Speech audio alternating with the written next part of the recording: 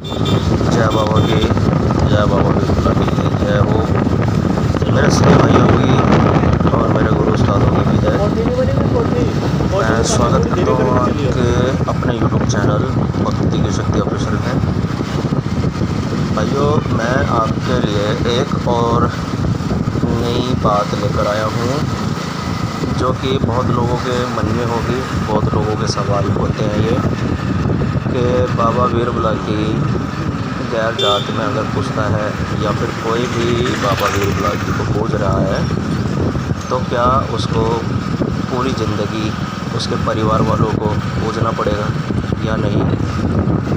मान लो जैसे किसी भाई ने अपने दुख परेशानी से दुखी होकर बाबा वीर बुलाकी को लिया अपने गुरु से, तो क्या उसके परिवार वालों को भी उसे पूजना पड़ेगा, उसके परिवार वालों को भी सेवा करनी पड़ेगी बाबा की या नहीं करनी पड़ेगी। इस वीडियो में बने रहें भाई, पूरी वीडियो सुने और समझें, तभी आपको इस बात का अच्छी तरह से पता चलेगा कि क्या बात सही है और क्या गलत है। तो पूरी वीडियो सुनना और देखना, और अच्छी लगेगी जानकारी तो लाइक करना, कमेंट करना और शेयर करना, और घंटी के बटन को भी दबा देना भाई। आप लोगों का प्यार बना रहेगा तो मैं और भी अच्छी बातें आपको बताता रहूँगा, जो भी मैंने अपने गुरु उस्तादों से समाज में सीखी हैं अपनी नॉलेज आप लोगों के साथ शेयर करता रहूँगा। तो भाई बात ऐसी है कि जो भी आदमी, जो भी इंसान बाबा वीर बुलाकी को पूज रहा है वो मायने करता है कि किस तरीके से ले रहा है और उसके वचन क्या है। अब जैसे ज़्यादातर वाल्मीकि कास्ट के अंदर बाबा पूजे जा रहे हैं, तो कई लोगों के कुल देवता बने हुए हैं। जिनके कुल में चला आ रहा है वो तो भाई कुल का देवता बनकर आगे आने वाली पीढ़ी तक पूजेगा। अगर मान लो किसी की पीढ़ी आगे नहीं बढ़ रही, उसके बच्चे आगे जाकर नहीं पूजते हैं, तो उनको परेशानी झेलनी पड़ सकती है, क्योंकि बाबा उनका कुल देवता है और कुल देवता है तो वो अपनी पूजा ज़रूर मांगेगा, है ना। क्योंकि कुल देवता की जड़ बहुत पीछे से, उनके दादा परदादा शुरुआत से जहाँ से चला है 10 साल 20 साल 50 साल 60 साल 100 साल जहाँ से चला आ रहा है वैसे ही चला जाएगा, लेकिन वो उनके दर बदर पीढ़ी आगे जैसे बढ़ती रहेगी उसके साथ बाबा घर में पूजनीय रहेगा। ये तो हो गई पहली बात। और दूसरी बात है कि जैसे कोई भी बंदा अदर कास्ट का हो, चाहे किसी भी कास्ट का हो, चाहे उसके घर में देवता कोई भी पूज रहे हों और वो अपने घर के देव से दुखी है और वो बुलाकी बाबा को पूजना चाह रहा है, तो क्या वो पूज सकता है। कुछ लोगों के मन में डर होता है कि भाई हमारे घर की देव में और बाबा के अंदर ऐसी बनेगी नहीं, आपसदारी इनकी ख़राब होगी, हमारे घर के देवता ना बांध दे। मन में डर बना रहता है कि हमारे घर के देव इजाज़त देंगे या नहीं देंगे। तो उस चीज़ को लेकर आप परेशान ना हो। देखो बहुत सारे तरीके हैं। अगर आपके घर का देव काम कर रहा है तो बुलाकी को लेने की ज़रूरत नहीं है। आदमी बुलाकी को तभी लेता है, इंसान दुखी हो जाता है अपने घर के बाहर के हर देव देवता से परेशान होकर ही बुलाकी बाबा लेता है। अगर घर का कोई देव काम नहीं कर रहा तो आप ले रहे हो तो बिल्कुल सही हो, नहीं तो अपने घर की सोच को, अपने घर की देवान को सीधा करवाओ, अखाड़े लगवाओ, वो सब चीज़ें लंबा प्रोसेस चलेगा। तब उनकी देवताओं को वो छटवाया जाएगा, समझाया जाएगा किसका क्या देना है, क्या लेना है, ये सब चलेगा। उसके बाद भी देवता नहीं मान रहा है तब तो भाई आप बुलाकी ले रहे हो, बहुत सही कर रहे हो। क्योंकि देखो जब आप सीधे रास्ते से जा रहे हो, जाते जाते आपको फिर भी ठोकरें खाने को मिल रही हैं और दरवाजे बंद पा रहे हैं, तो ज़रूरी यही है कि आप किसी नए रास्ते पे जाओ और जहाँ आपको दरवाज़ा खुला दिखे, जहाँ रोशनी दिखे वहाँ जाओ। ठीक है भाई। तो आप बुलाकी बाबा को पूछ सकते हैं अगर आपके घर के देवी देवता से आप परेशान हो या कोई काम नहीं कर रहा या कोई काम नहीं बन रहा, तब पूजो। लेकिन आप देवता लेते समय क्या करें कि बाबा को घर में ना ले। कोई भी बाबा पूजना चाह रहा तो बाबा को घर में ना ले, घर के बाहर ले, अपने घर के बाहर पूजे। आपके घर की देवान से उसका कोई मतलब नहीं होगा। आप बाबा को अलग दे रहे हैं, उसका पान प्रसाद, लड्डू, पौवा, सिगरेट, पूजा सेवा जो भी होगी आप घर के बाहर उसको दे रहे हैं। आपके घर वालों को कोई परेशानी नहीं होगी, देवताओं को। दूसरी चीज़ क्या होती है कि जो बंदा सेवा ले रहा है वही सेवा करेगा, उसके साथ उसका परिवार साथ नहीं देगा। ना तो उसके परिवार से कोई लेना देना कि वो उनकी सेवा में हाथ लगाए, या वो उसका हुक्का भरवाएं, या वो उसकी सेवा याद दिलवाएं, या उसके परिवार में से कोई अगरबत्ती जलाए, ऐसा कुछ नहीं है। जो इंसान सेवा ले रहा है वही बाबा की सेवा करे, ठीक है। सिर्फ वो ही कर सकता है, दूसरा कोई ना करे। अगर दूसरा कोई करेगा तो फिर बाबा और घर की देवान में दिक्कत आ जाएगी। इसलिए जो आदमी सेवा ले रहा है वही सेवा करे बाबा की, ठीक। और उसके बाद उसके मन में डर ये बना रहता है कि बुलाकी मसान कहीं ऐसा ना हो कि बाद में चलकर मेरी बहनों के साथ शादी ब्याह में चला जाए।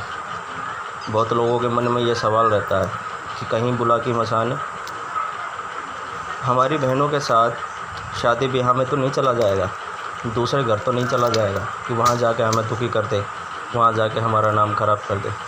तो इसका एक सरल सा उपाय है कि आप जब देवता लेते हैं तो उससे वचन क्या लें। बाबा जब तक मेरा जीवन है, अपने पूरे जीवन काल में जब तक मैं इस धरती माँ की गोद में ना चला जाऊँ तब तक तू मेरे साथ रहेगा, तब तक मैं ही तेरी पूजा करूँगा। और मेरे परिवार में से मेरे भाई बहन माता पिता कोई भी तेरी पूजा नहीं करेंगे। ये वचन आप बाबा से भरवाइए और आप भी ये वचन लीजिए, ठीक है।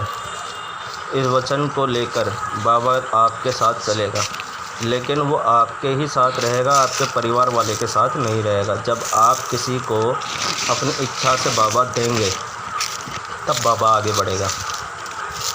मान लो कि जैसे किसी भगत ने बाबा को पूजा सेवा करी, आगे जाके उसके बच्चे हुए शादी ब्याह के बाद, तो उसके बच्चे को रुचि आ गई कि हाँ भाई मैं भी बाबा की पूजा करना चाहता हूँ, तो वो अपनी खुशी से बाबा दान दे सकता है, उसको सेवा बता सकता है। नहीं तो कोई ज़बरदस्ती बाबा को नहीं दे सकता।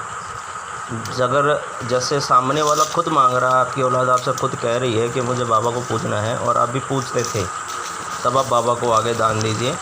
और वैसे ही जैसे आपने अपने गुरु से वचन में लिया कि जब तक मैं ज़िंदा हूँ तभी तक आप मेरे साथ रहेंगे, नहीं तो नहीं।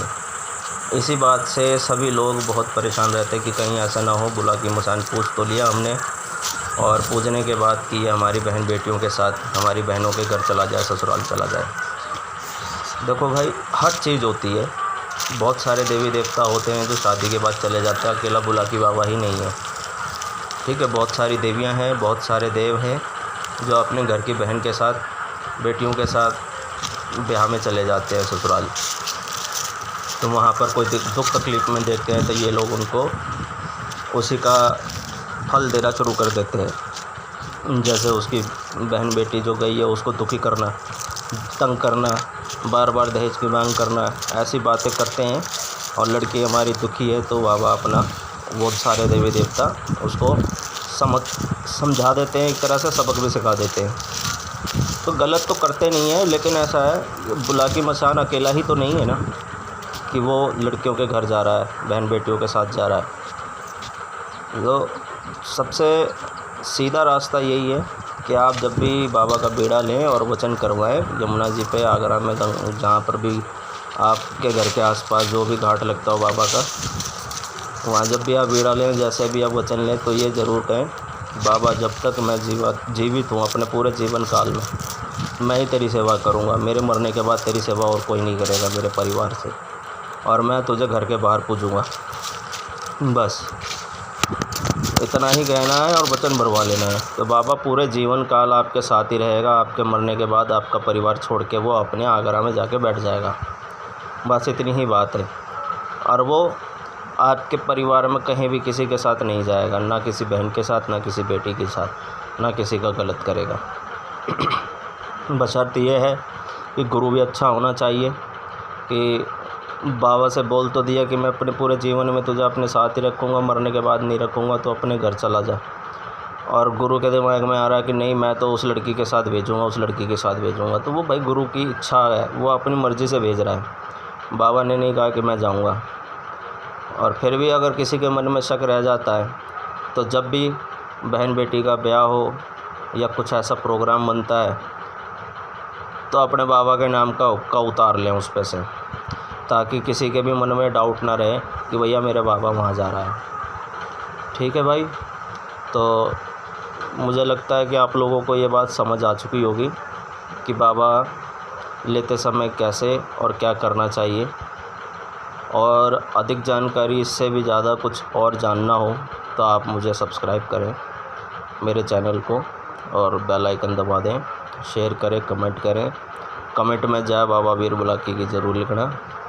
बाबा बुलाकी से जुड़ी हुई कोई भी बात हो आप मुझसे पूछ सकते हैं। ठीक है भाई, जितना मैं जानता हूँ उतना आपको ज़रूर बताऊँगा। जय बाबा की, जय श्री राम।